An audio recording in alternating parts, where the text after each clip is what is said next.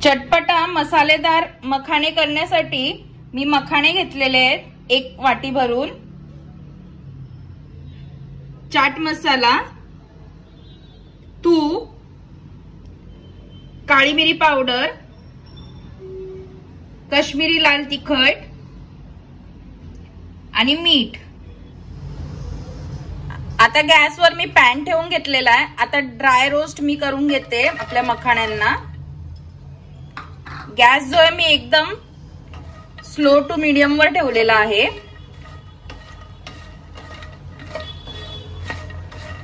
आता मखाण्यांना मी असंच रोस्ट करून घेते।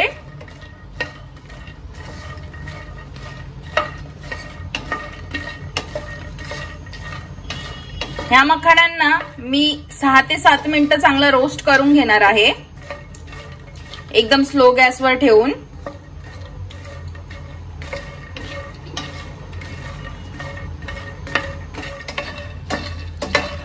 आता 7 ते 8 मिनिटं झालेले आहेत। मी मखाण्यांना काय ड्राय रोस्ट करून घेतलेलं आहे। आता आपले मखाणे जे आहेत ते चांगले क्रंची झालेत, हे बघा। आता ह्यांना मी पॅन मधून काढून घेते। आता सेम पॅन मध्ये मी तूप घालून घेते। तुम्ही तुपाच्या बदली तेल पण घालू शकता। आता यात मी काळी मिरी पावडर अर्धा चमचा, चाट मसाला अर्धा चमचा आणि लाल तिखट, काश्मीरी लाल तिखट घालून घेते मी 1 चमचा आणि चवीनुसार मीठ।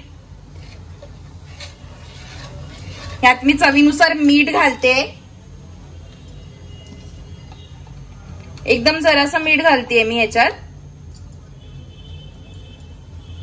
आता ह्याला मी चांगलं 2 मिनिटापर्यंत मसाल्याला तुपामध्ये हे चांगलं फ्राय करून घेते, मसाले कच्चे नको राहायला। आता मसाल्यांना मी चांगलं तुपामध्ये जे आहे ते चांगलं फ्राय केलेलं आहे, म्हणजे त्याला चांगलं तुपामध्ये हे करून घेतलेलं आहे, कच्चापणा नको राहायला। आता ह्याच्यात मी मखाणे घालून घेते। आता मखाणे सगळे ह्याच्या बरोबर मिक्स करून घेते मी।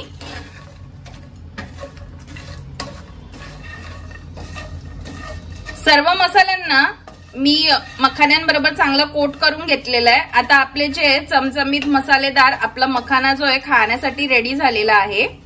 आता ह्याला मी सर्विंग बॉलवर काढून घेते आणि मग दाखवते तुम्हाला।